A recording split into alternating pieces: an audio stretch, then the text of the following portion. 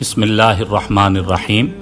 تعلیمات نبوی صلی اللہ علیہ وسلم اور جدید علم نفسیات، 2 جلدوں پر مشتمل یہ کتاب ہے۔ اس کتاب میں علم نفسیات کو قرآن و حدیث کی روشنی میں پیش کیا گیا ہے۔ وہ تمام اصول جو مغربی ماہرین نفسیات پیش کرتے ہیں، 1450 سال پہلے ہمارے حضور اکرم صلی اللہ علیہ وسلم نے احادیث مبارکہ میں وہ تمام اصول بیان فرما دیے ہیں۔ تو تمام علم نفسیات کے اصول تعلیمات نبوی میں موجود ہیں۔